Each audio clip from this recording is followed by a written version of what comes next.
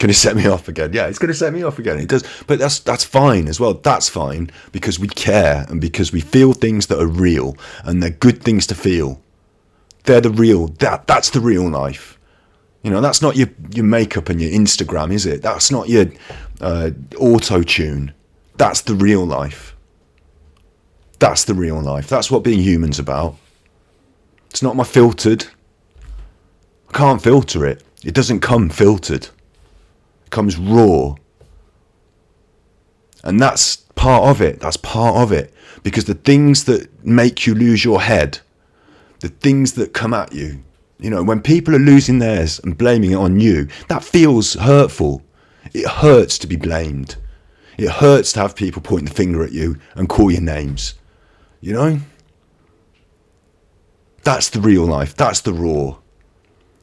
And that's why we practice these things. You know, we take these things on board and we allow them to dissipate. And it's good because we're stronger for feeling real things, for facing up to real feelings, for working them through and moving on and moving forward. We're stronger for that.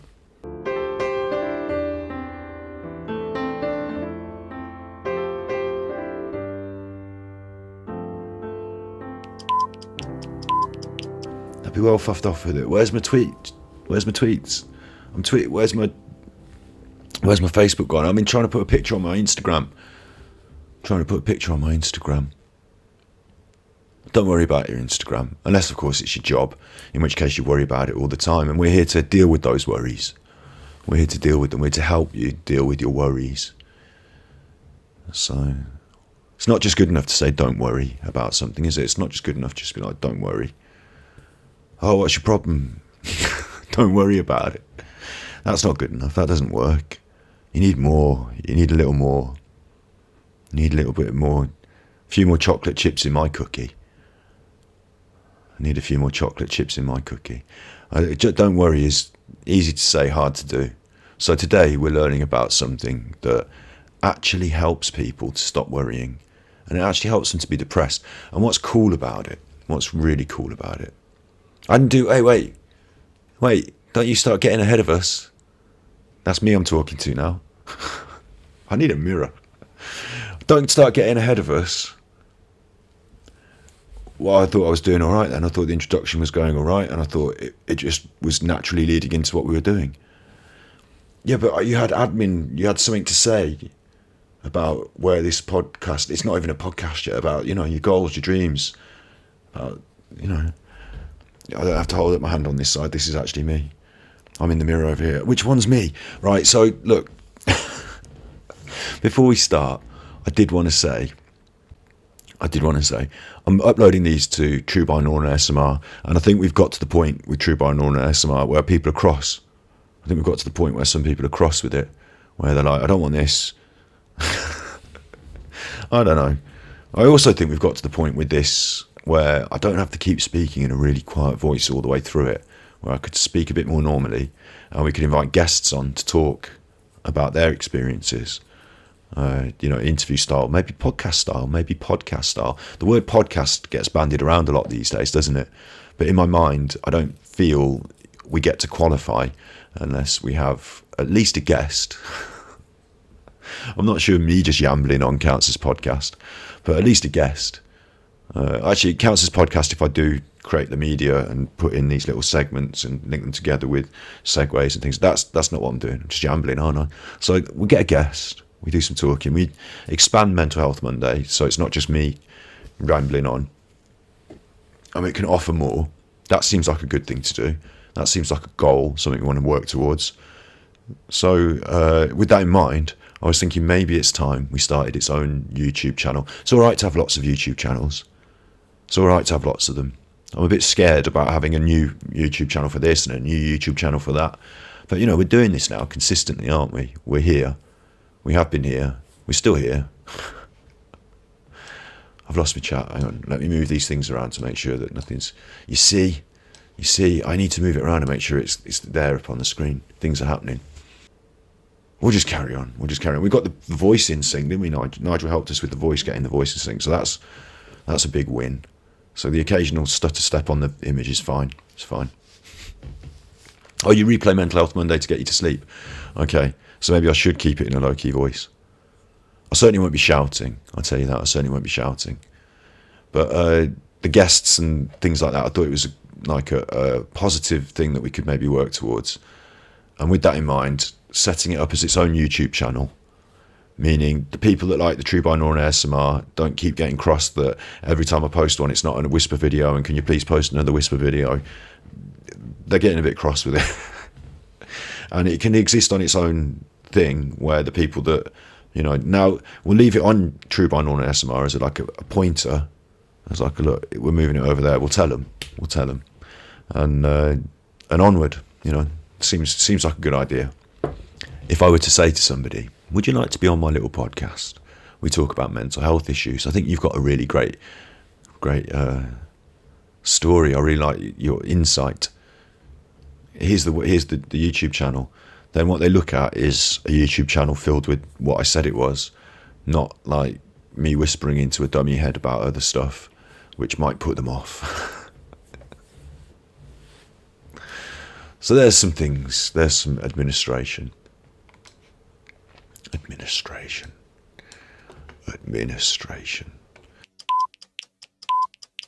Let's just listen, because what's really good about this, and this is where I wanted to frame it to start, is researchers study how it seems to change the brain in depressed patients. It says what?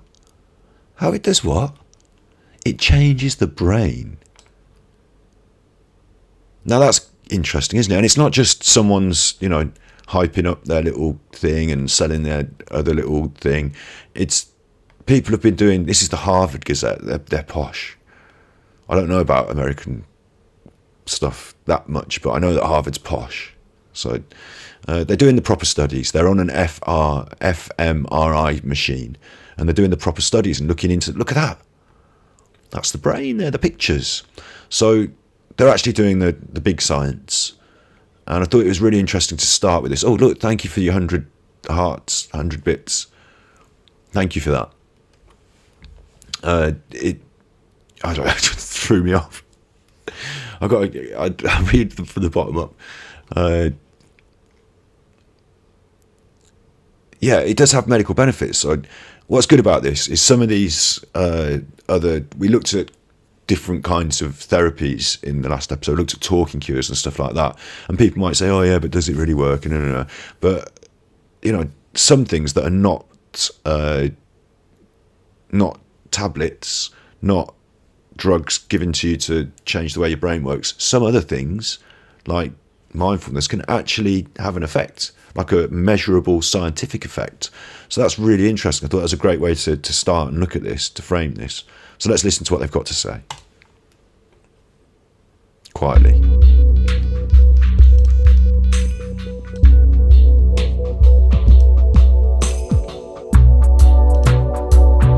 I told you it was posh, didn't I? I told you it was posh. Nothing against you if you know, posh. But look, they got a nice, someone's done a nice, look, they've done a good job on that. They've got the good lenses on. They've got the prime lenses on there. They've got the bokeh. They've got the good photography, lovely music. Little intro, didn't they? They had a little 9-10 second intro. Said that it had their logo on it.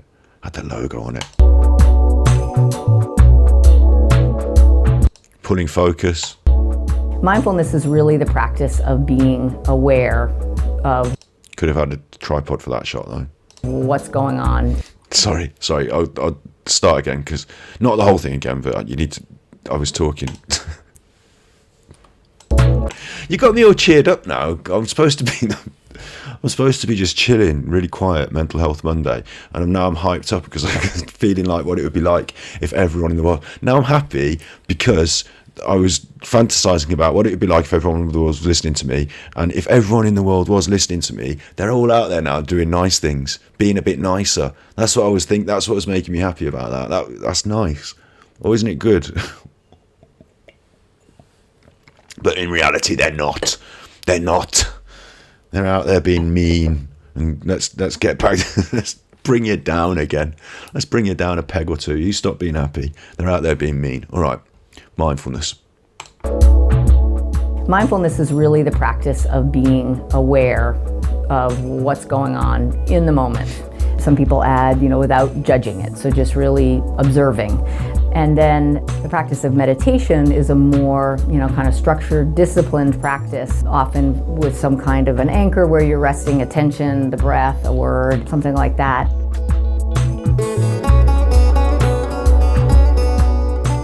In some specific conditions, the evidence is a little bit strong. Sorry, the music's a bit heavy for me.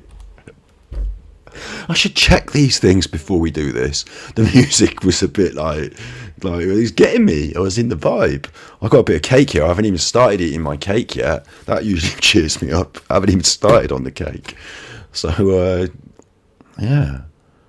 I forgot what she said. I think she said it was something about listening. I think it was something about being in the moment and judging things because I know a little bit about mindfulness. I can fill in. And also, I'm part Indian, I'll have you know, so I'm allowed to do as much Bollywood dancing as I want. It's not cultural appropriation at my end. Mindfulness is really the practice of being aware of what's going on in the moment. Some people add, without judging it, so just really observing. And then so it's what's going on in the moment without judging it, just observing. And I think that's critical because I was shouting, aren't I? Try and calm. Shh. I think that's critical because a lot of the time what's going on informs your feelings and your thoughts, and they get in the way of your observation of what's going on. Yeah, definitely that happens. So mindfulness is about being able to step back from what you think about a thing, from what your instinctive reaction to a thing is, from what your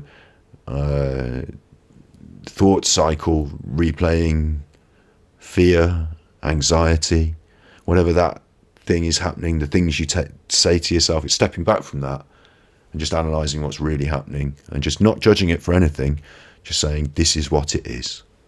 Yeah. And the practice of meditation is a more, kind of structured, disciplined practice, often with some kind of an anchor where you're resting attention, the breath, a word, something like that. I'm not very disciplined meditator myself, so I'll take her word for that.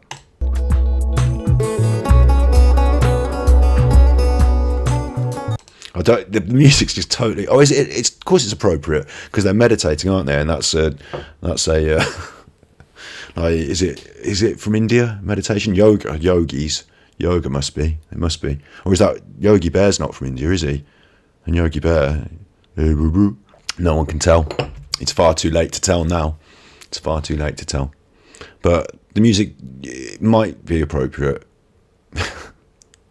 In some specific conditions, the evidence is a little bit stronger on the effects of mindfulness meditation. And those are depression, anxiety, and chronic pain. And chronic pain. Depression, anxiety, and chronic pain. And that's really interesting because pain is seen as separate, isn't it? Seen as physical. It's not in the same category as anxiety and depression. But it may be that it has a mental component. Certainly can be treated with mindfulness. Yoga is a group of physical, mental and spiritual practices or disciplines which originated in ancient India. There you go. Now, if only you know about Yogi Bear. If only you knew about Yogi Bear, then Yogi Bear's not anything to do with yoga, is he? He's just nothing to do with it. Nothing to do with it. But yoga did originate in India. See? There you go. Nigel's got you covered. Interesting. Yeah. So the music is appropriate. They can have that. The idea behind mindfulness-based cognitive therapy is that by training people in mindfulness meditation, we increase... Sorry, I had to pause it again there because look, they got this is only a little thing for Harvard, they're good, aren't they? Harvard, they're posh, but it's only a little thing about mindfulness for their website on the Harvard Gazette. But they've really done a proper job on it, and I suppose that's because this is actual high-grade research, and this is going to be a video that gets embedded on news websites and other things. But I'm really impressed that they've got more than... They started this with the setting shot, the scene setting shot here, which is her glasses. It's actually, someone's decided to use that.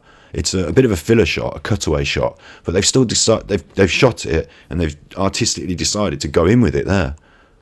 I actually think that's got some artistry to it. It's like an object that speaks of a person's personality in a way, and you're just introduced to them. She's not wearing the glasses even.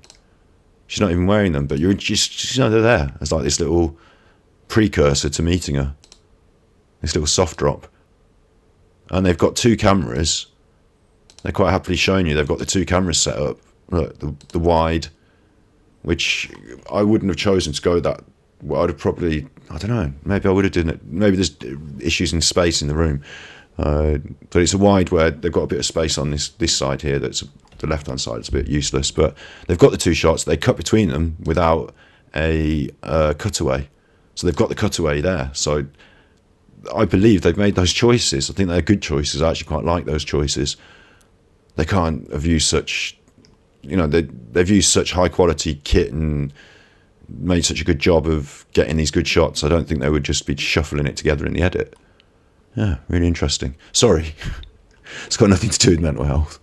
The idea behind mindfulness-based cognitive therapy is that by training people in mindfulness meditation, we increase their capacity for interoception and for being able to listen to their body, so to speak. Intrareception, and to be able to listen to your body. So mindfulness, when you're trained in it, can help your I've forgotten how to say that word already. It can help you listen to your body. And to drop in the body. And that will actually help them disengage from this cognitive rumination with negative thoughts about the self. And that helps you to disengage from the cognitive rumination that has negative thoughts about the self. So it helps you to step back, break away from the thought cycle that's going on, that's damaging you, that's causing you to that's not helpful, that's hurting you, that's making you feel depressed. So mindfulness can help you to break away from the thought cycle that's making the problems, or generating the problems. Yeah, I don't know. You know what I'm saying. You know what I'm saying. Certainly you know more what I'm saying than they said, because it's complicated words. That's what your posh degree buys you. We're testing this hypothesis in the brain by looking at the brain networks that are involved and having people do specific tasks in the scanner to test if they engage in these tasks differently after having received the mindfulness training. Okay, I'm just going to have to break that down a little bit. Obviously, I do think these posh degrees are good. I do think that education is, thumbs up on the education. Maybe it'd be better if it was a bit more accessible to all and a bit less elitist. But what they're doing seems to be really good here, isn't it? Look, they're doing the MRI scan. They're checking what it's like for somebody. Networks that are involved and having people do specific tasks in the scanner to test if they engage in these tasks differently after having received the mindfulness training. Okay, so they're doing tasks while they're in the scanner, and they're checking to see if after they've done mindfulness, how they engage with the task. Is that different to the people who didn't do the mindfulness? So they're having their brain scanned, they're doing tasks. I don't know what the tasks are, but it's how they engage with them that we're interested in. And the way they engage with them is different if they've been doing the mindfulness. The purpose of this research is to find out the mechanisms of mindfulness training in the brain, and from that information, hopefully make some changes to the intervention that take. So what they're trying to find out is how mindfulness works in the brain, and then once they've found that out, they can take some sort of action. Take those mechanisms into account. For example, doing more of certain types of practices if we think these are the ones that are key, and perhaps doing less of other aspects of the mindfulness training if science finds that these elements don't actually have so much of an impact. That's really interesting, isn't it? They're going to study the different kinds of mindfulness training with a brain scanner to see which has the most impact literally in the brain, and then they're going to tailor mindfulness training and techniques to enhance those areas.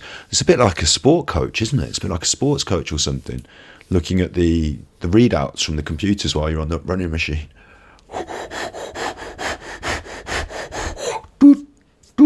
Keep running. Like, you know, that it's a bit like that, isn't it? They're in the brain, checking it with the computer, having a little look on the old scan, making sure they can see what's going on, making sure they hone these things to be as effective as possible. That's really good. That's really good. I think you kind of have this daily practice so that as you go about your day, you're able to be mindful and present, or notice when you're not, because nobody does it 100%. Filmed and edited by Kai J. Wang. So you made sure you whacked that on there. If you ever need anyone doing any filming and editing, you might want to give Kai J. Wang a call. Obviously, he's going to be busy because he's got lots of work, people like Harvard. But why don't you call me? I do just the same quality work, but, well, I could easily do the same quality as that, yeah. Yeah, but I'm not busy. Anywho, look, I thought Kai J. Wang's video was very good. I thought that was very good. It was really clear. It was really interesting. And this article in the Harvard Gazette talks more, in more words, about how 16 million Americans reported experiencing major depression. People don't respond to frontline interventions. Individual cognitive behavioural therapy is helpful for many people. Antidepressant medications help people, but many people don't benefit from them, and there's a great need for alternative approaches. You know, it's talking about these sort of things. It's worth a bit of a read. We've covered the main bullet points in that video. I did want to dig in slightly more to this. In her current work, she's exploring meditation's effects on the brains of clinically depressed patients, a group for whom studies have shown meditation to be effective. Working with patients selected and screened by Shapiro, Desbordes is performing functional magnetic resonance imaging scans, fMRI scans, before and after an 8-week course in mindfulness-based cognitive therapy, MCBT. During the scans, participants complete 2 tests, one that encourages them to become more aware of their bodies by focusing on their heartbeat, an exercise related to mindfulness meditation, and the other asking them to reflect on phrases common in the self-chatter of depressed patients, such as "I am a loser" or "I can't go on." After a series of such comments, the participants are asked to stop ruminating on the phrases and the thoughts they trigger. Researchers will measure how quickly subjects can disengage from negative thoughts, typically a difficult task for the depressed. Wow. Wow. Isn't that amazing? So they're in the scanner, in there. If you could just keep your head still, please. And then they've asked them to do the mindfulness thing first. Focus on your heartbeat. They've all had a go at that. And then they've been told these self-chatter phrases. I'm a loser. Can't go on. I should say this at this point is a good way to get to this. Should absolutely say this. Samaritan. No, yeah, come on.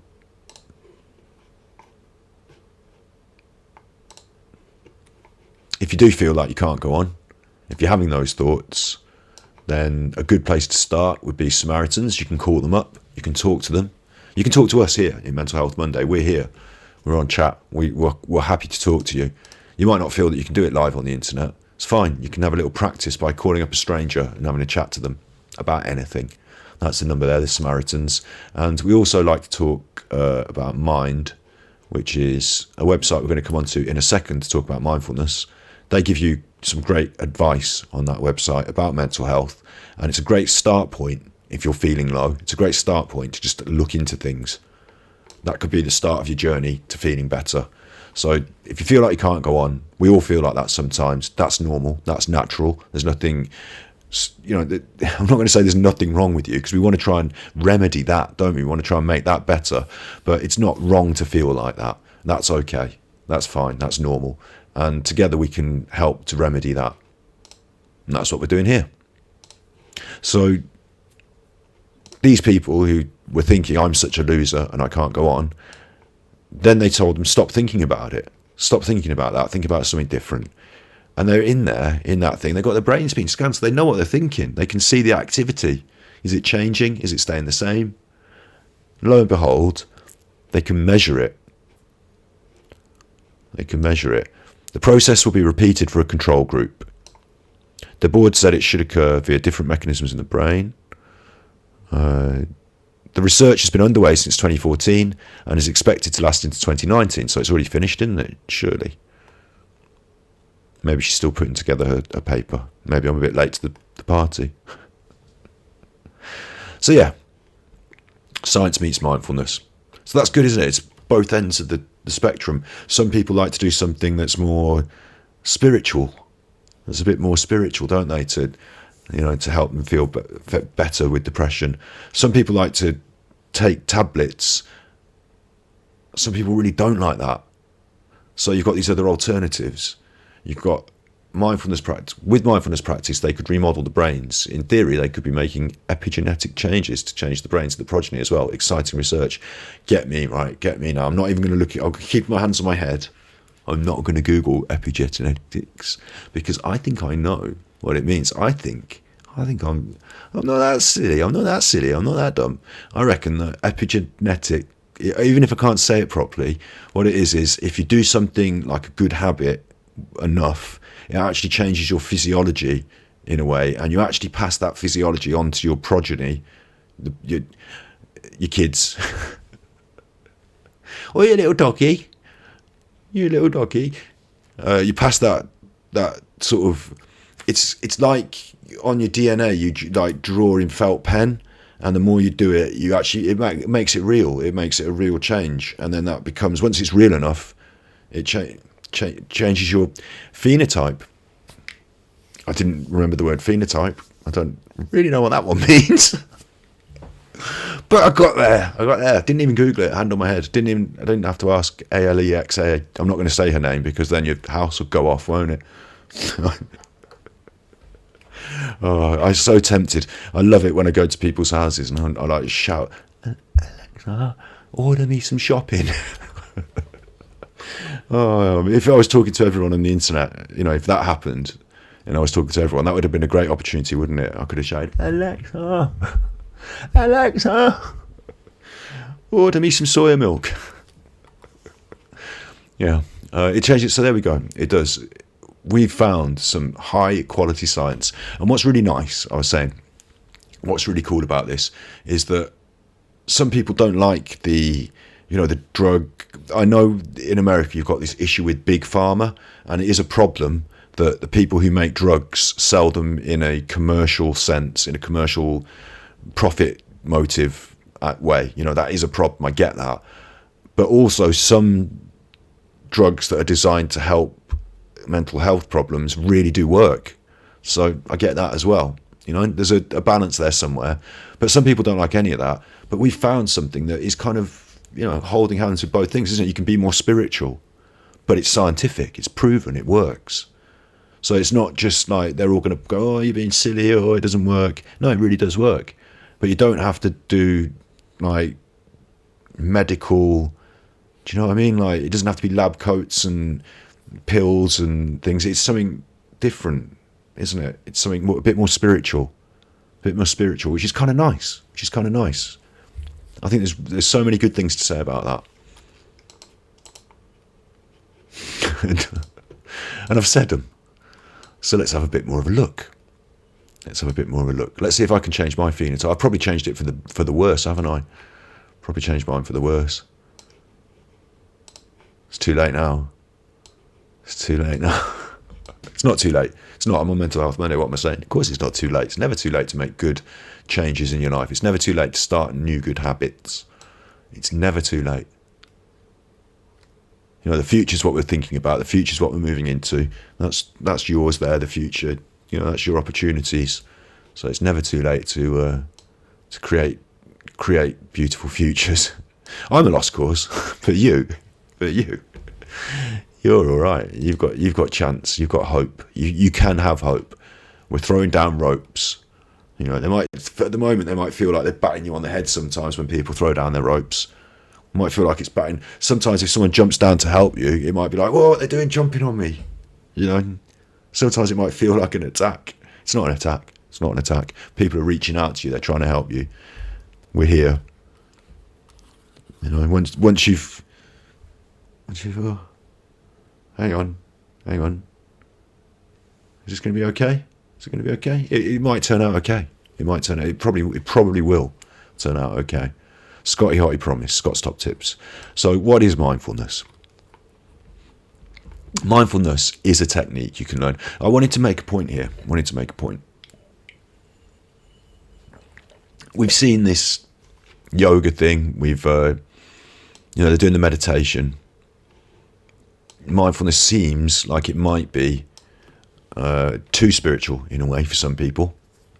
It might be that it's where's my big face? Can't find it. Don't mess with the pictures. It might be that it's some people don't want to do yoga and meditation, and some people are not into that so much. They see it as a bit woo, a bit hippie. Not quite for them. Fine. That is fine. We are finding it scientifically beneficial, but that is fine. There are other forms of mindfulness that are not so deeply rooted in this Buddhist tradition. I'm reading that off the thing there, Buddhism. They're not so deeply rooted in that. There are forms of mindfulness like mindful eating, which we'll look at hopefully in a minute if I can bloody well get around to it. But there are other forms, so bear with it. Have a check in here. There might be some stuff that you can take from this that's not anything to do with meditation in the traditional sense that you kind of maybe have tried and don't get on with. If that's the case, fine. We're gonna have a look. I wonder if small micro moments of mindfulness can be helpful throughout the day. A moment with a flower or a pet. Yes, I absolutely think that's good. Have you been reading? If it's okay if you come out with these things because you're smart, I dig that. That's absolutely fine. If you've been reading it though, ooh, you know what we think about that? No one's allowed to read this until I've read it. I do the reading. But of course you can read it. It's fine. But I do the reading. Mindfulness is a technique you can learn which involves making a special effort to notice what's happening in the present moment, in your mind, body and surroundings, without judging anything. It has roots in Buddhism and meditation, but you don't have to be spiritual or have any particular beliefs to try it. It aims to help you become more self-aware. Bullet point. That's not calming, is it? Bullet point. Don't do that. I want to read it, but you won't scroll. You know, I learned that lesson. I learned that lesson. No. You keep it steady. Keep them guessing. It helps you to become calmer and less stressed. And do I feel less stressed? Look, Scotty Hottie here. I've been practicing my mindfulness. I've been trying a little bit. Trying to have my little moments. Go out walking the dog, don't I? Spend some time thinking about things and then not thinking about them. Feel a little bit less stressed, maybe that. It helps you to feel that you can respond to your thoughts and feelings, that you can choose how to respond. That's a good one, isn't it? You can choose how to respond to your thoughts and feelings. Often, it's quite an interesting concept to choose how, isn't it? Often things happen, I feel like this. You don't choose that, do you? You don't choose that. Maybe you can. Maybe you don't have to feel like this. Maybe if you take a step back and think about things in the bigger picture, like when everyone in the world was watching us earlier, you know, suddenly the things that I thought like this about weren't so important in the big picture. Sometimes context and space and time can change that. So maybe I don't have to respond in the way that my instinctive switch, trigger, warning response, you know. Choose compassion, unless they cut you off in traffic. Do you know what? Even that, I've got much, much better at being nice about driving. When I was younger, I was a bit more cross when people did silly things in the driving space. But as I've got older, I realise how inept I am and how likely it could be that it would be me. So, you know, someone the other day, someone indicated, So that I indicated to turn up the road. So I started to pull out, and then they turned off the indicator and accelerated and beeped the horn. They were like, "No, I'm coming." I was like, whoa, mate. Pretty sure you indicated. But yeah, I was able to let that go. I thought to myself, I'm going to get myself a dash cam. Get you next time. But yeah. We can choose how we respond though, can't we? We can choose that. I can say, I'm going to, or maybe I shouldn't. Maybe I don't have to. It can help you to cope with difficult or unhelpful thoughts. That's good as well, isn't it? Coping with difficult or unhelpful thoughts, because you're going to get them. There's going to be things that you face in life that are difficult to think about. But being able to cope with them, take them in pieces, think about them at your pace. Unhelpful thoughts. Not sure if you'd have to deal with unhelpful thoughts. Maybe you do. Maybe you have to think about things that maybe we all do at times, you know. But this can help you deal with it. Scientific. And you can help you be kinder towards yourself. That'd be nice, wouldn't it? Beating yourself up is part of depression. Depression is rage turned inwards. People get cross, and you should be cross. There's things in the world to be cross about, of course. But we also need to learn how to let that built up pressure of crossness dissipate. Because there's things in the world to be cross about. There's things in the world to be happy about. And in order to make more of the cross things into happy things, we need to let it dissipate. Let it pass, the waves, everything in life is waves, so we can move on and do better things than being all cross. Many people, it's anxiety as well though, isn't it? It's all these things. Many people find practicing mindfulness helps them manage their day-to-day well-being, but it doesn't always work for everyone, so fine. Is mindfulness right for me? Look, they've got a little quiz there, you can maybe look at that in your own time. Because right now we're going to find out that mindfulness is a skill, and it requires work like any therapy and practice like any skill. It's not a shortcut. Courses are only set the scene.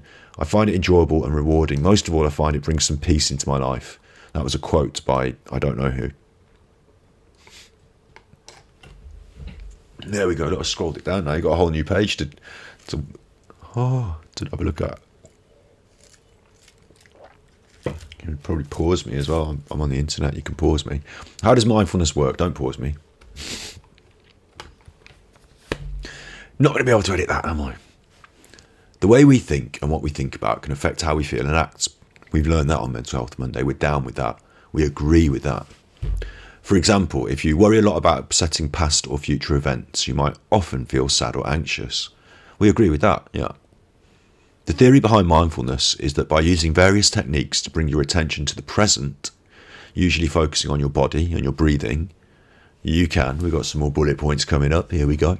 You can notice how thoughts come and go in your mind. So by focusing on things, and this is where my bit of cake can come in, I can have a little nibble on my cake, because a mindfulness technique that I do actually like, I do actually really enjoy. There's more to mindful eating than just eating. We're going to find that out maybe later. But one of the things I really enjoy is eating a bit of cake and actually taking the time to notice how it tastes, not just shuffling it in and yoffing it down. Look. Only had a little bite. It's not my birthday, not yet.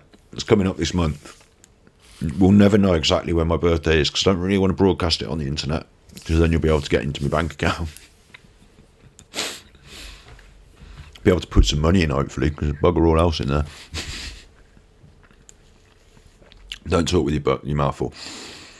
It's got a bit of a burnt taste to it, because I did leave, this is a corner piece, I'd left, this is the last bit, did leave it in a little bit long on the corners, but underneath that there's this other taste, and what it is I put a spoonful, or a big spoon, like a big old spoon, of pomegranate molasses from a fruit, pomegranate fruit. So it's not my birthday today. I'll do another cake for my birthday. Honestly, it's not today. The dog's birthday is May the 10th. So we'll say my birthday is May the 10th, and we'll do them to both at the same time. Yeah, I'm supposed to be in the moment tasting my cake. It's got this pomegranate, I can't even say it. It's got molasses in it, pomegranate molasses. It's like a fruit thing. It's a vegan idea I had. Bought it, so well, that looked interesting in the shop ages ago. Didn't really. Mom got it. She brought it here, put it in the cupboard. I pretended I bought it. Tell them the truth. Anywho, it's there in the cupboard, and I used it when I made the cake. And I tell you what, it's got a bit of a kick to it. It's got a bit of a toffee, like sour toffee sort of kick to it, that pomegranate molasses. So yeah, I'm really taking the time to really taste that cake, to really be present in the moment, to really focus on my body, not my breathing so much then, but the sensations, the realities. It's not about letting my mind run away with questions and answers and things like that. It's just being in the moment of what's real here. That taste, that pomegranate molasses. Interesting. I like doing that. And through doing that, you can then notice how thoughts come and go in your mind. And it seems strange to suggest that the cake might help you to think. But now, my next thought that pops into my mind that's not pomegranate molasses, I can have a little moment of thought. Oh, that's a thought there, isn't it now? I could have a cooking channel. Imagine that was my thought. I could start cooking the cakes, have a channel. Then I'm thinking. And then I could say, oh, hang on, look, wait. I'm thinking. That's my thoughts. Is that a good thought? Do I like that thought? I can let go of that thought if I want. I can go back to eating cake. It triggers you. It steps you out of the thinking, acting, thinking, acting, doing, acting, doing, thinking, reacting. Cake. Now thinking. It gives you this break. It's good. I need a cooking channel. Oh, God, here we go. Scotty Hottie's top tips. I will bring my face big for responding to that. I am a good cook. I'm a qualified cook. Got an NVQ or something like that. Got my health and safety. I can work in the kitchens. I've got my whites.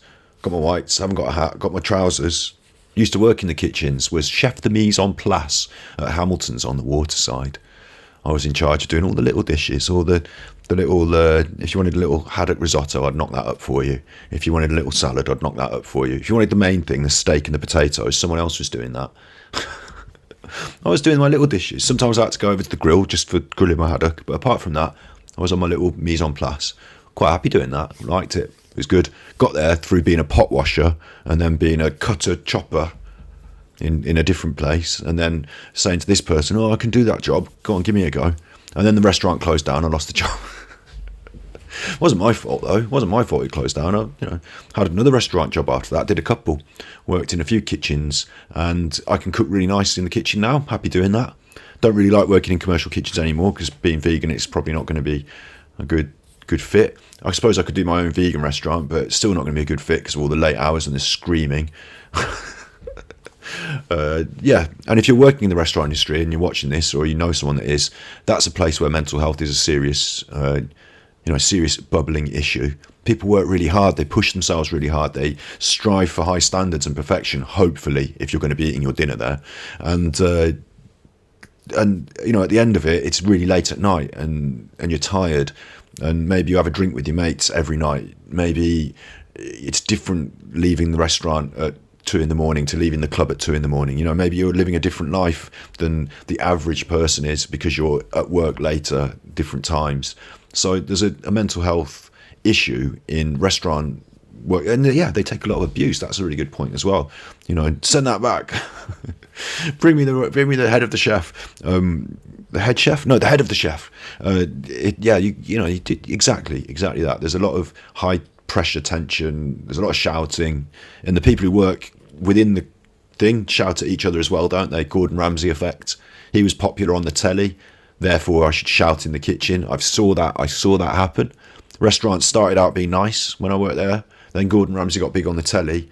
Then lots of younger men who thought they were big on the telly or wanted to shake their billy bollocks around, they were shouting a lot more. And I was like, oh my days, you're all like Gordon Ramsay then, eh? So there's a lot of reasons why that's a difficult place, why there's mental health issues there. But yeah, I did used to work in that area before hairdressing, that was, and I do know a thing or two about the difference between a spatula and a mandolin, and I do make some nice food. But I don't know if I should do a cooking show. I'm not fully expert. There's too many strings to the bow. Let's leave that on the back burner. Literally, I'll leave it on the back burner until it's burned, and then that's another thing I do. Whilst I'm reasonably good at cooking, I'm also good at fuffing things up, aren't I? So, I'll put the pizza in and go upstairs and come back down and it be the wrong colour, and I'll start doing something and then go and do something else and come back to that and forget that I left it on, stuff like that. That'll happen. So my cooking show would end up with lots of disasters. Never more harassed than a bartender. Oh God, yeah, I've done that as well. Did that at uni. The worst one was a rugby club game, Gloucester versus Bristol. Everybody wanted to drink all of the cider. All they wanted was loads of cider. It wasn't a complex bar in terms of different kinds of drinks. I've done that as well. I've done the cocktails. Oh God, I'll tell you about the cider, then I'll tell you about the cocktails, and you'll agree with me on this, I'm sure. The cider, it was like, I want 20 pints of cider, and we've only got one tap. Yeah, we've only got one tap. So what do you want me to do? Can you not have maybe a pint of this and a pint of that, make my life easier? No, I want 20 pints. We've only got one tap. They're going to take a while. Next, I'd like 20 pints of cider. Would you? Because the last bloke wanted that and we only got one tap. Man, that was hard. Just fighting people for this tap to pour these ciders and get them out there. And the other side of that is when you've got a complex drinks order, when you've got lots of people wanting complex drinks, and it's not easy to be doing what seems like a simple job. And they're at you, aren't they? They're like, no, I want a fucking this. Don't you know how to make a that? It's supposed to have that in it. I want 3 of them and 2 of that and get me one of those. And you're like, whoa. Let me just think about what's in one of them and how do I... And they're 3 deep and they want more and they want more and they want more. Oh, can't you just have a nice vodka and orange? No, maybe just have an orange these days. I don't have the vodka. So, no, I want the fucking thing with a chocolate in it and a banana and where's the cherries? I don't know how to make that. They want your attention. Oh, can you get yeah? I'm actually, the reason I'm not looking at you is because if I look at you, then you will think I'm taking your order. If that happens with all these people, it's not going to work. We've got a system. I work my way down the bar one by one, and then when I get to the bottom, I go back to the top. That's how I do it. There's no point in shouting at me, is there? There's no point. It's not going to do anything. In fact, the fact that you're shouting makes me want to look at you less. It makes me want to look at you less. Now I've dropped the jug. I've smashed the thing. Everyone's cross. That actually happened to me. I dropped the jug and smashed the thing. Everyone was cross. Oh, cocktails, yeah. Not Tom Cruise. It's not all Tom Cruise, I'll tell you that. It's not all Tom Cruise. And at the end of that, everyone goes home and you've got to sweep up the glass and everything's sticky and it smells of horrible and you get a free drink. I don't even want it, thanks. I don't even want it now. I just want to go home at 6 a.m, mate. Leave me alone. Yeah, at the end of all that. Difficult jobs. Let's go back to mental health. Quick. Don't tell anyone about what we're just talking about. You notice what your body's telling you. We just edit this in. Cha-ching, it'll work. Notice what your body is telling you. For example, tension or anxiety can often be felt in your body, such as a fast heartbeat, tense muscles, or shallow breathing. That's the exact anxiety attack thing, isn't it? That's that thing that makes you feel like you're having the heart attack. That's what sent me to the hospital the other week. Tense muscles. Oh. Yeah. If you're feeling that, it's quite easy for that to override your thoughts, isn't it? For that to play into I'm thinking that I'm having a heart attack. I'm getting anxious because I'm feeling this. That can be a cycle. So the mindfulness allows us to break into that. That's helpful. It creates a space between you and your thoughts. Now that's heavy. It creates a space between me and my thoughts. Not a literal one, so you can react more calmly. But it gives you some time. Space-time, doesn't it? Gives you some time. A little bit of space-time between you and your thoughts. Now we said... Oh, I agree. There's 10 points. I'm going to have to find a way. You know how they've got those things text-to-speech on the streams? I want to reverse that and give you 10 points. When you do, that's a 10-point tweet, isn't it? That's a 10-pointer. 10 points. We saying hospital? Yes, you did. Yes, you did. And I listened to you, and it was a good idea. And the doctor did check me over, and she said, "Get out of my sight. Stop darkening my hostiple." Give this to him 10 points. You see, exactly, that's his 10. I don't know how to share these things on. But we'll find, I want a button I can press that comes up with a thing. 10 points, you know. I want it to be displayed on screen in a button. I guarantee you there's a box with buttons on it that does those sort of things for streamers. I bet you there is. I haven't looked into it yet, but I'll bet there is. They used to have them for the editing room, you know, like buttons on a screen, and you're doing your editing. This is like editing but live, so I bet there's a box with buttons. We'll get one day. I owe him $1. That's 100 points is $1. Right, okay. I don't have any dollars. I've only got English pounds and pence. 10 points is what I offer. 10 points. And I thank you for your $1. Get the Johnny Depp hat. The Johnny Depp hat, we can turn it this way up and you can put your dollars on it. That's what that's like, isn't it? It's just nice. It's nice. It creates space between you and your thoughts. Obviously, there's a bit of a big space between me and mine. Massive space. Oh, I absolutely want to. That's a nice. Is that Ruby? It looks like my dog Ruby. That dog. How do I create a space between me and my thoughts so I can react more calmly? So what it's doing is it's that step, isn't it? It's that thoughts come, but I don't have to instantly. You know, it doesn't have to make me. Thoughts come. I can think about them. I've got my space between me and them. And I can do what to do, you know, yeah, I can do what, I think that's how that reads. I think that's what it means. It's an interesting concept. The Oxford Mindfulness Centre has more information about it, so I opened up their webpage earlier, but because this is the second time I've opened the computer, there it is now. They've got free sessions and podcasts. Put my teeth in. They've got free sessions and podcasts, so it might be worth looking at them. Not now. It's supposed to be here with us. This is Oxford. They're like our Harvard. It's a bit different. But it is still posh. Trust me. And this is Mindful, Healthy Mind, Healthy Life. It's just like a website. Something a bit different. But I thought it was interesting. They've got the yoga thing. They've also got some facts about mindfulness.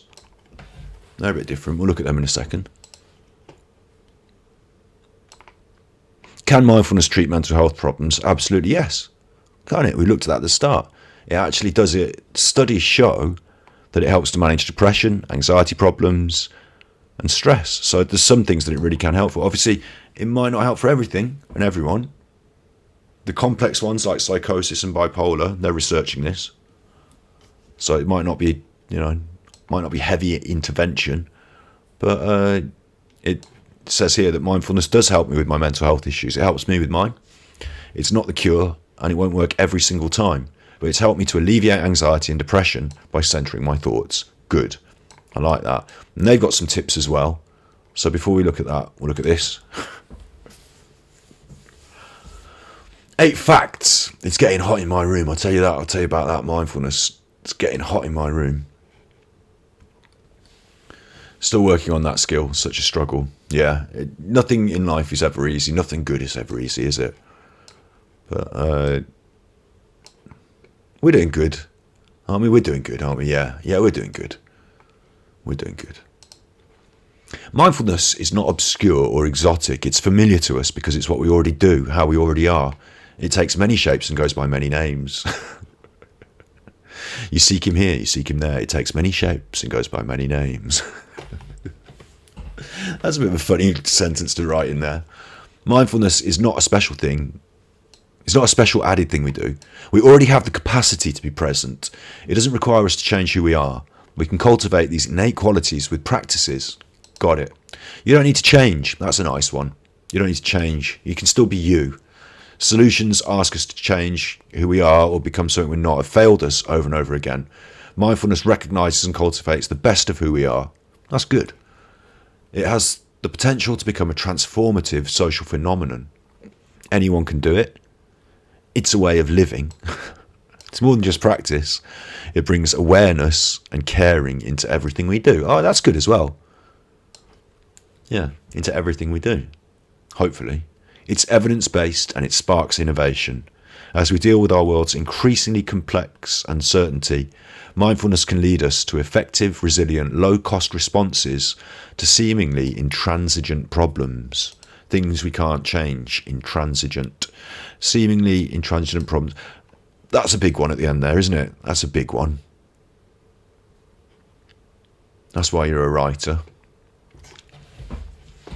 But maybe it does. Maybe, being mindful can lead you to solutions to problems that you didn't know existed. Maybe so. Maybe so. They've got how to do meditation there, so if you want to have a look at that, that's there. Mindful. Just thought I'd bring up something different, just thought I'd show you a different resource. I'm not promoting them or anything like that, just there's a different resource, here are different resources, look, woo. The exercises and tips.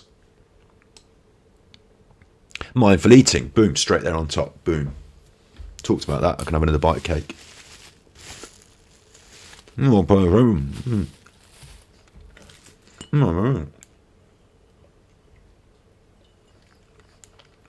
Yum, yum, yum. So you know what that is now. Mindful moving or walking or running. Notice the feeling of your body moving. You might notice the breeze against your skin, the feeling of your feet or hands against different textures of the ground or nearby surfaces. That's a good one, isn't it? You mentioned textures earlier, didn't you? That's a good one.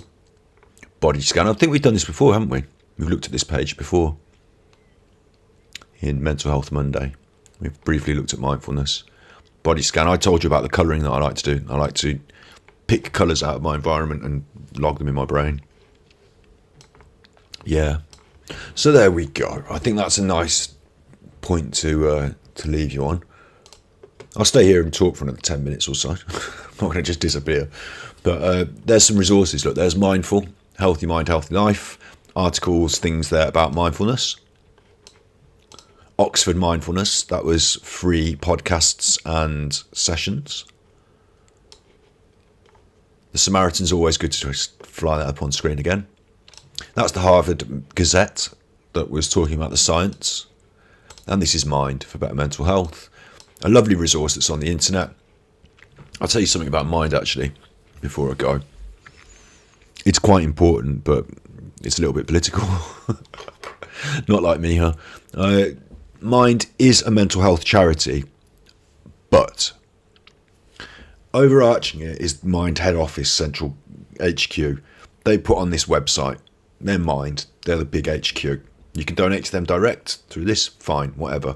But be careful, you don't need to donate to them, they've got loads, maybe you do, I don't know actually. Some of them have got really, how some of these charities have got high resources because they're supported by influential people and stuff like that, and then they give a lot of the resources to their directors.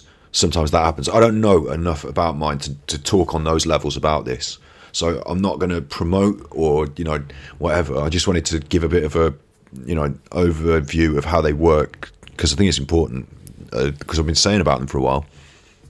That's the Mind, the big charity, but there's also this subset, this splinter cell that will be in your area. We've got one in Stratford, but they couldn't be called Shakespeare Mind, or they couldn't be called Stratford Mind, so they called it Springfield Mind, which is a bit weird.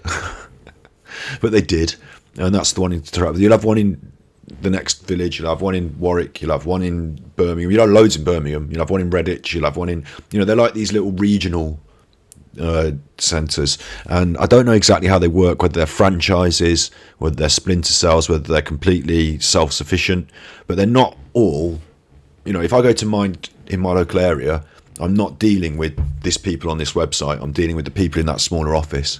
So they're not all the same thing.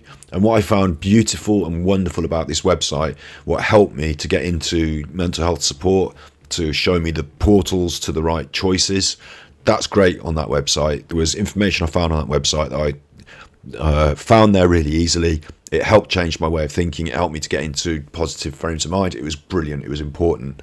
So that's really good. The actual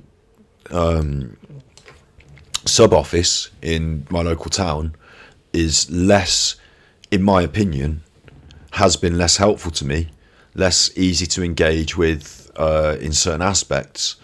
I mean, at the end of the day, the website's always on, isn't it? It's always there. You can read it in the evening. You don't have to walk up to the thing up there and knock on the door and have a cup of tea with someone. You know, it's always there. It's got it right now. You've got it right now. You can have it all over the world. So there's a separation there between the two. I don't know, in business sense, in charity sense, whatever. I just wanted to make that clear because I'm promoting their website, and there's a lot of mind on the internet, a lot of different places, a lot of different companies saying slightly, it's all saying the same things under the same banner, but your regional centre will be different to this overarching website. So that's just something that's worth saying about that. That's worth saying about that. I'll do a little sign off for the True Binaural. I hope you've enjoyed it. We're going to put these things on their own channel, so look out for that. You be good, my little podcast. You be good. That's an easy sign off for the True Binaural ones. Bye bye, edit.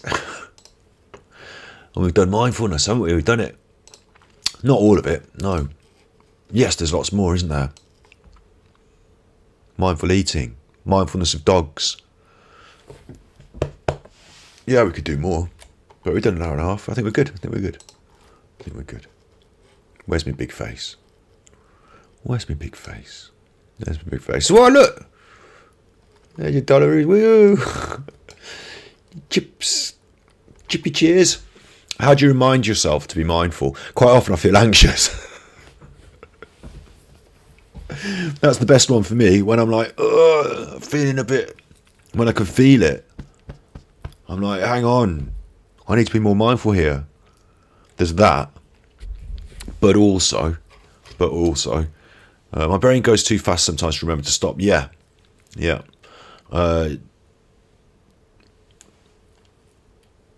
It's okay to think about things, I think, you know. I think it's okay to not always be mindful. Sometimes you're at work and things are busy, you know, and you're hacking through those tasks, or in your life things are busy, aren't they, you know. You don't always, you know, I'm not certain it's really effective to spend every 10 minutes doing meditation for every decision and everything, but certainly the routine of it, I suppose, learning from what we talked about today. I'm going to say this instead, actually, slightly. You don't know what I was going to say, so it doesn't matter. But learning what we learned about today, when things start getting fast, when you recognise that they're fast, you're saying that you don't remember to stop. That's the key, isn't it? You know, in your looking back on it, in hindsight, you can say that's happening. You know it happens, but it's in the moment, you're not recognising it as easily. Or at least even if you are recognising it, you're not able to step away from it. Now we've talked about this, I guarantee that the next time you're feeling it's running away from you, or it's one of those situations that you're zooming along, you will actually now be able to think to yourself, is this a zooming? I think this is a zooming situation, isn't it? We've talked about this, I've looked at it. You know, without practice, like we said, it's a practice thing. Without practice, it's not going to happen at all. So, but now we've brought it up in conversation. Now we've talked about it. Now you've thought about it.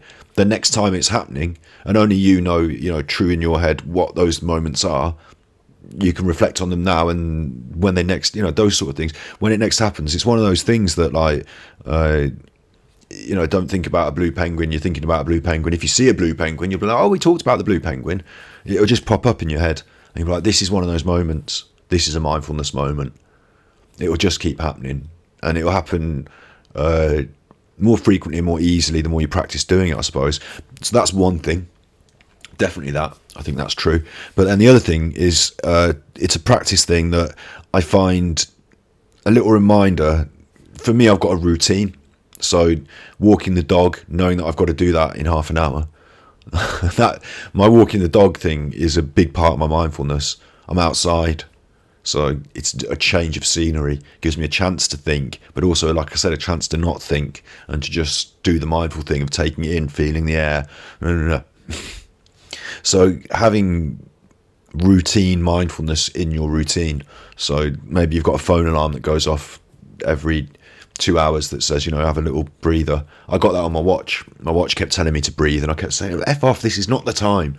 But maybe that's why it was telling me. It's because now is the time, because, you're getting doing a lot. And it's not easy when there's a lot happening. This is really cool, though. This is really cool as a thing to think about. This is related to sports again, but I'm realising that the more sports analogies I bring in, the more sexist this becomes, so I don't want it to be about sports. When things are happening fast, when that intensity is amping up, the people that make the best decisions, the most successful decisions, are the people that can step back from it, take a pause, gather their thoughts, and make a good decision. And while everyone else around you is losing their head and blaming it on you,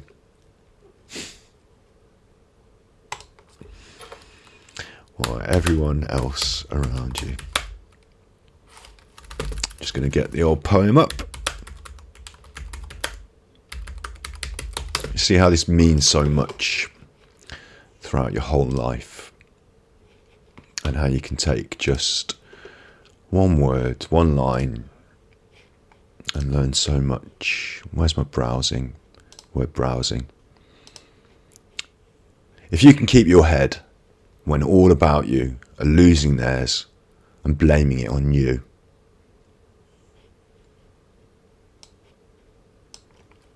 if you can stay calm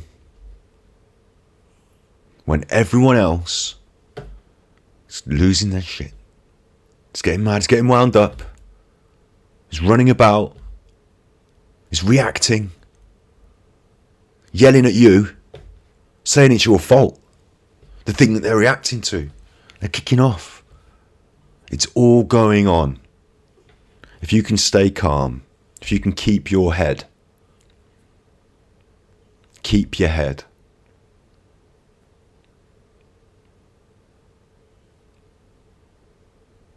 It's the first thing on the list, isn't it? It's the first thing. When we were doing that in the training, we were cutting up these... oh, bless you. Nick cried when I read that on my depression confession. I cried when I read it on my depression confession. It's nearly making me cry now. Now even more so, because when I did the depression confession, my mentor and coach that had taught me this was still alive, and I still saw him for the occasional pint. But now, not only do I not drink pints, I didn't drink pints back then. I'd store him. He had the pint. I didn't have a pint. But we used to meet up. Now I can't, because he's died, and he died because of the COVID. And so now when I read this, it really, brings up all these other things. But it's important. It's so important. It's so important. If you can keep your head when all about you are losing theirs and blaming it on you, it's a wonderful, line by line. This is so useful, but it's not. I don't think it's as useful to take it all in one. I think it was because we took it in these little sections. We learned these little lessons, and then you put it all together. Then you're walking, then you're striding, then you're running. Then you're running, and then things are happening. But you can keep your head. This is why it's important. This is the first one. The first one. If you can keep your head, that's a great video. Thanks for saying it's a great video. It was just the truth that needed to be spoken. I've got to say about the thing about that. It's down here in here about the truth you've spoken.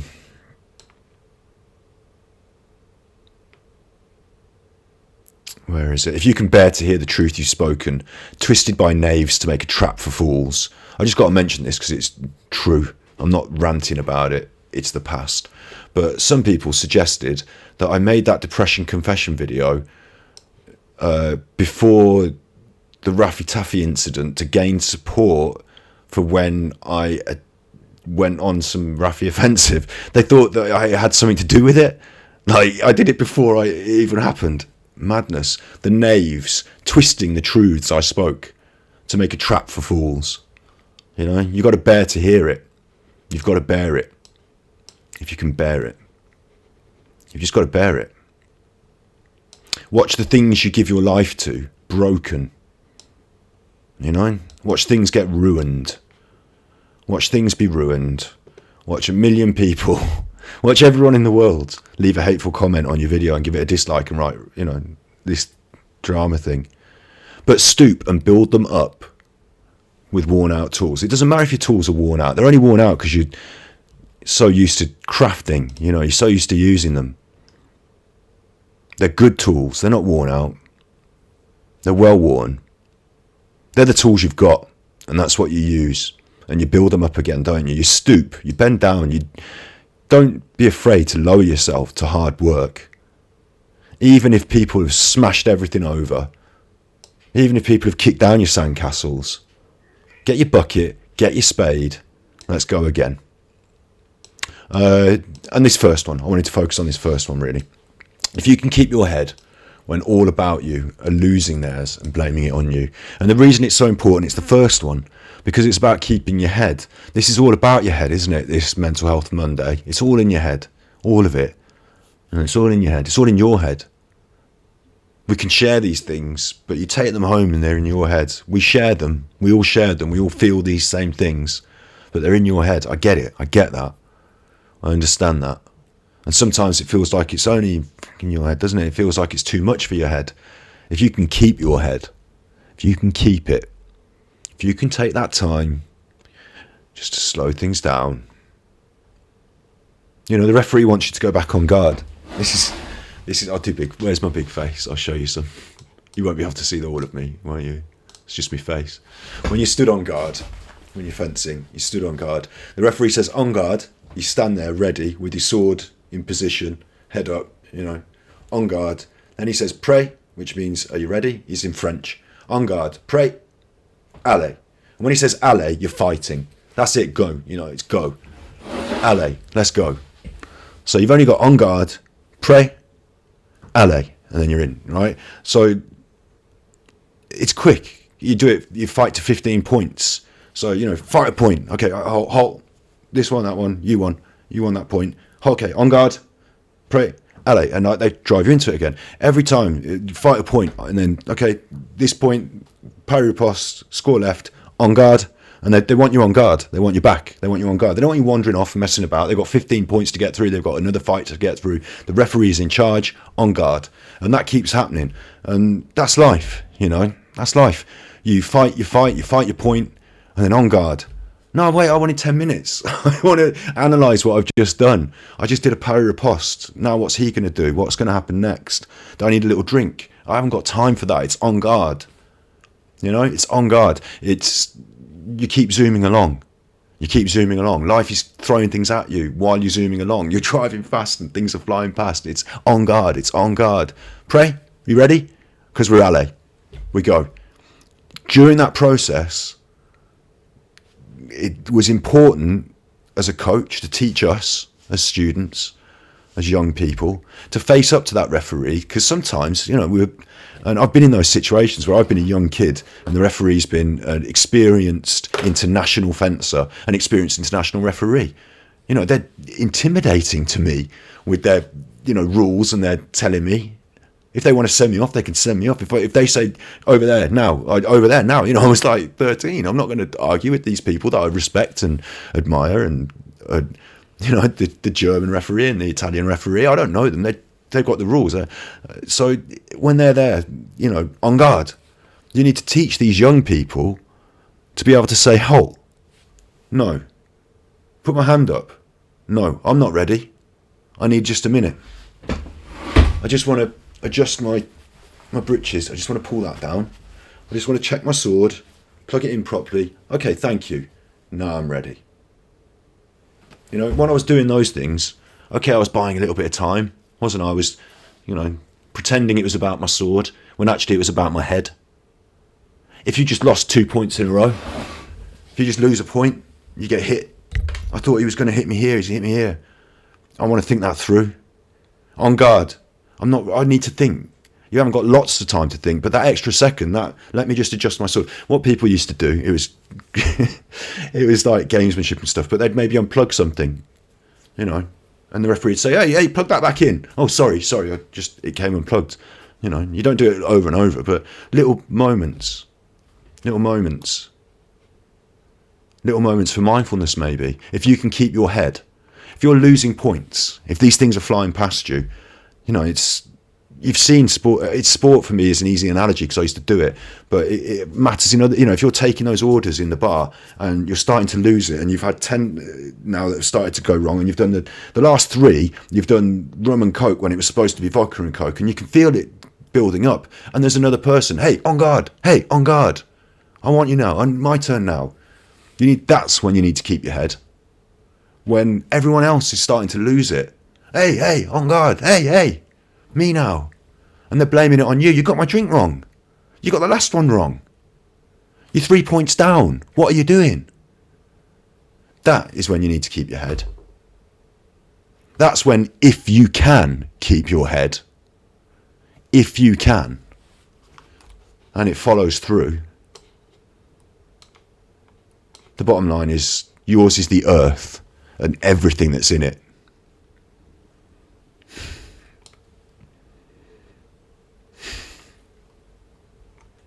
You know, if you can do these things, you can have anything you want. You can do anything you want, and you can be anything you want. And no one can tell you no, and no one can stop you from doing it. It doesn't matter if you're a girl and you want to be a boxer. It doesn't matter if you're a boy and you want to be a ballet dancer. You know, it doesn't matter. It's what you want in your heart. You can have it if you can keep your head when all about you are losing theirs. Little moments of mindfulness. You know, now we'll remember that, won't we? We'll remember to keep our head. We'll remember to take our time to say, no, wait, hang on. You know, I just want to breathe in here. I'm ready. On guard, you know?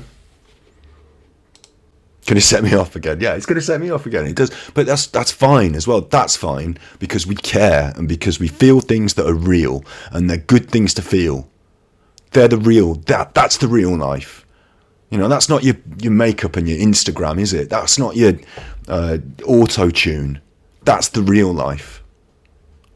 That's the real life. That's what being human's about.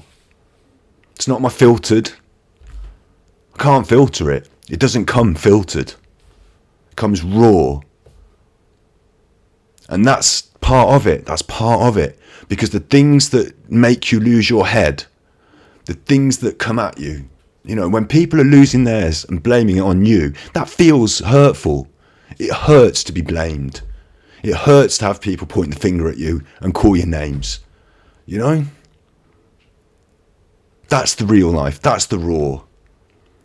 And that's why we practice these things. You know, we take these things on board and we allow them to dissipate. And it's good because we're stronger for feeling real things, for facing up to real feelings, for working them through and moving on and moving forward. We're stronger for that. This isn't a poem about how to F up your life, how to walk home in third place. This is a poem about how to have everything you want. And what we wanted when I did this, the first time I learned this, I wrote on that board, I stood up in front of everyone and I wrote it on the board. I want to be an Olympic champion. And the people, like, some people laughed because here's 10-year-old Scott, 11-year-old Scott, and he's in front of all the people. And they're not Olympic champions. The best people in the club are not Olympic champions. You know, they're national champions at this point. He's up there writing on the board, I want to be Olympic champion.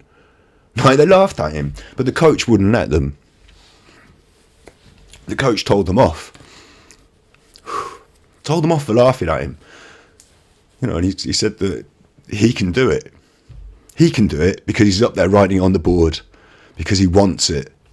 And you laughing at him, you won't do it. He'll do it. That's what he said. And okay, I didn't get to go to the Olympics, but, you know, I got to go to the World Championships and it was good enough for me. Maybe it wasn't, whatever. Who knows? This isn't about me. This is about you and what you want in life and what you can achieve. And it's everything. It's everything. I didn't know this is where we were going to go on Mental Health Monday today. This is just a little chat at the end, isn't it? It's just a little chat at the end. But this is it. This is resiliency. You're right. This is resiliency. This is about learning about what's in you that you can bring out when you need to. It's about your sword and your shield, you know? It's about your sword and your shield. This is, I'm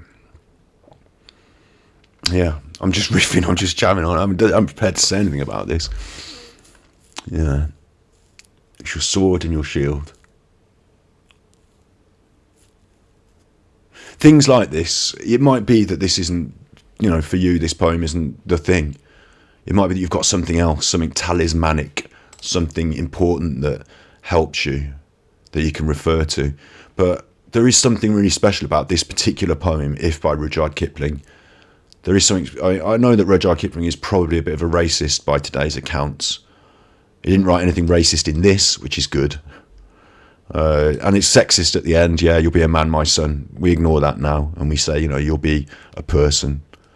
And just, that's not the most important thing.